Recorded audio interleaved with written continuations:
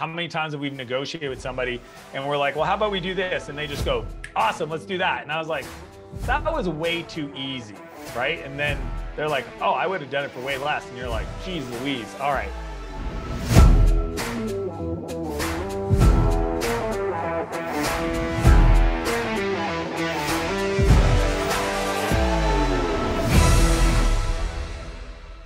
Robert, how's it going? Good, Dan. How you doing? I'm doing amazing. I'm excited. I appreciate the time. To help everybody out who's watching or listening, can you share the name of the product, who you serve, and what problem you solve for them? Absolutely. So Robert Ducharme, CEO of RouteZilla.com. We help home service providers never lose a lead because of poor scheduling. Very clear, very awesome. And Robert, how long have you been doing this for? We actually started this back the idea first came to fruition back in 2012. And so we've been at it for some time, but probably wasn't until recently where we've really refined our pitch and our market and our product and everything to go after, the opportunity that we're sort of going after today. So 2012 to now, and then what can you share about the size of the business, current traction? So currently we are just over 10k MRR. We've worked with companies like Tesla and home service providers in 70 different countries. We've got a team of about 10 people now. We raised a bunch of funding in the fall, and we're building a rocket ship. Cool. I love it. Well, obviously, Robert, it sounds like you've got a lot of different things that you're considering working on. What can I help you with specifically? Well, specifically, I've got a little bit of a list here, actually, that I wanted to go over. If you've got a little bit of time here, Dan. So we're launching a partner program. And I'm trying to decide on what is a fair commission percentage to give our partners. Now, we've kind of bucketed or put our partners into three different buckets. We've got obviously our solution partners, referral partners, and affiliate partners. And so we realized that on the solution side of things, we're looking at more of a real long-term play where we're going to be working together more intimately on an ongoing basis. So does the number for them need to be different? How do we approach that versus an affiliate? We're really just asking to drive traffic to our webinar and let us take it from there. Yeah, I mean, to me, there's, and I love that you have them separated. When I think of partners, it's such a loaded word. I literally was just coaching a client and they were talking about, a partner, but essentially they were talking about like a marketplace that they built an app for. And they were like, that's a partner. And I'm like, kind of, I get the idea. Essentially, we're borrowing other people's audiences to build our business. The one that is traditionally used for kind of like, how do we share the upside is the typical like affiliate partner, right? I'm assuming because you have, customers in all those different countries at the 10K a month level, that your product sells, like a customer pays you probably between like $50 and $200 a month kind of thing. Yeah, $250 on average. Yeah. Yeah. So you got $250 on average, which means your annual contract value is kind of like, $2,500 or what that might be, right? So yeah. So it's like, most people, the threshold, I would say a great way to think about it is between 10% and 40%. 10% if all they do is send you leads and you do all the heavy lifting, right? They literally just get you a sign up. I remember at one point, Netflix was paying people $20 for a trial sign up. My buddy Corey was running around the mall, signing people up on his iPad, because he was making literally $200 an hour, convincing people to start a free trial with no credit card. It was literally like, get an email, let us take care of it. We'll give you $20 for every email. So, if there's very little being done by the partner, then $10 is kind of like in that range. And then on the upper end, and then you can talk about like multi-year, lifetime value, et cetera. Then on the upper end, it's 40%. Right. And you could even I've seen go 50 or 60% for what's called a lighthouse customer or a lighthouse partner, right? Or kind of like a name brand person that their involvement will help you go close 30 other partners.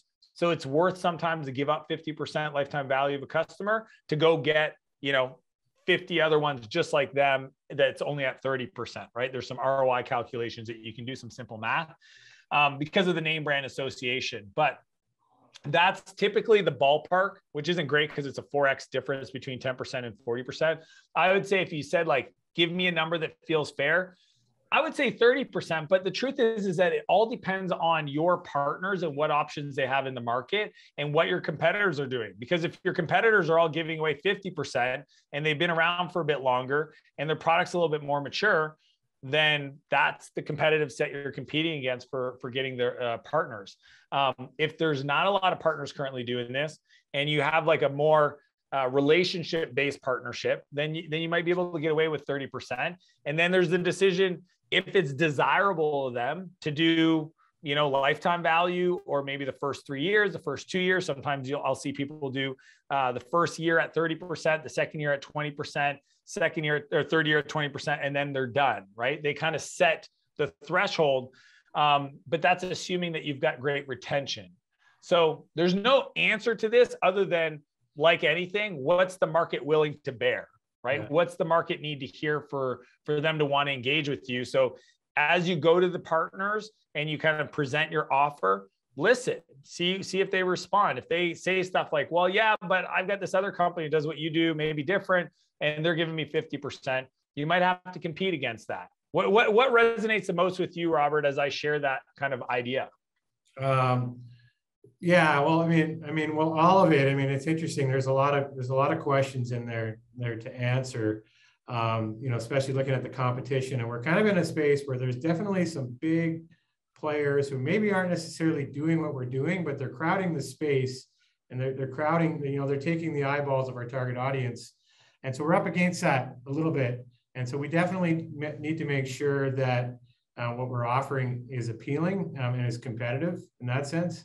One of the challenges I think I see kind of looking at this is, like you talk about LTV and like, okay, you bring on this partner and how many other partners did they potentially give? I think maybe the challenge in looking at that is saying, well, let's break that down. Let's say this partner, we're going to give them 10%, or we're going to give them 20% because we know they're going to bring on these other partners below them.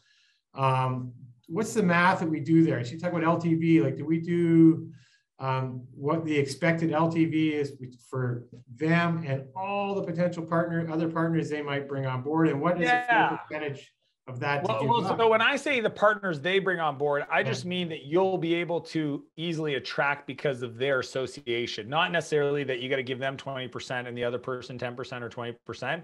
Yeah. But what you want to do, and you bring up a good point, is you can even set up minimums, right? So let's say a partner says, well, I want 40%. You'd say, well, what's the minimum commitment you can make? And they go, what do you mean? And say, well, I'll give you 40%, but it means that you got to generate a certain amount of volume. And they might say, well, I can get you 10 new customers every month. It's like, perfect.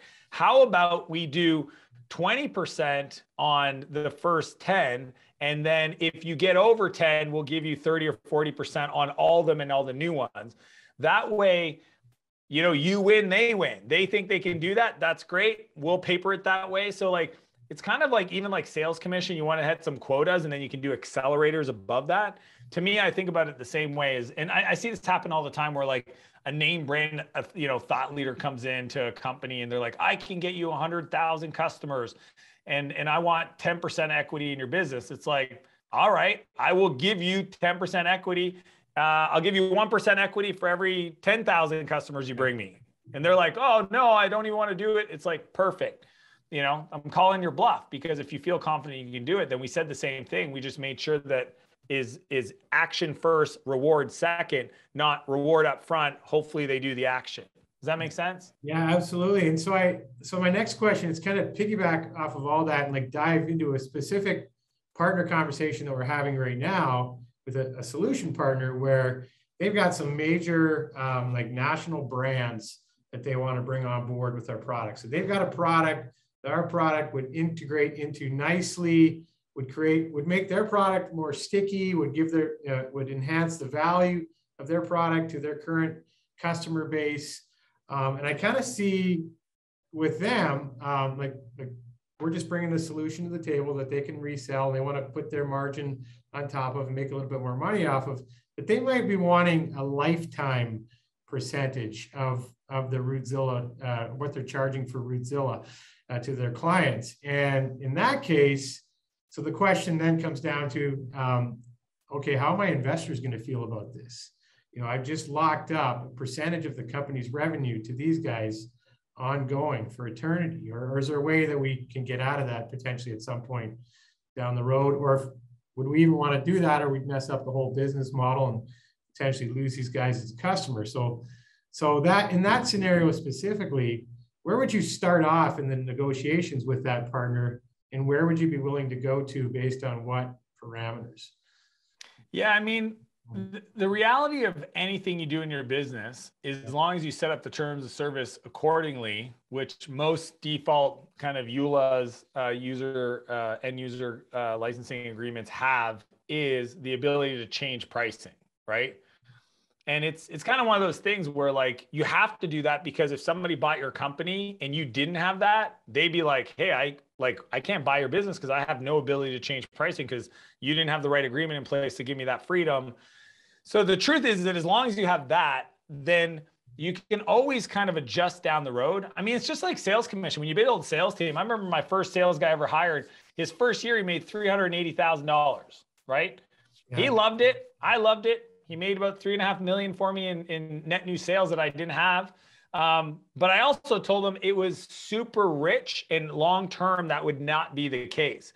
And what happens is you start building out a model and understanding, you know, the real cost to deliver the product and the overhead of managing an account. And just over time, you kind of say, well, that just doesn't make sense financially. If I'm trying to hit, you know, 87% gross margin, then I only got this amount of money that I can apply to COGS, and I can, you know, I got to build all these things. And so the truth is you want to do what feels fair today to get the deal done. And just know that it's probably very unlikely both ways that they're going to commit to you for the next fucking 10 years, or you're, you know what I mean? Like, it's never 100% both ways. And that if there ever is an issue where you've got investors or you're going to exit and they don't like it, you can typically unwind it. Just verify with your legal team that that's the case. Yeah. Okay. Okay. So it allows you to move forward without feeling like you're locked in.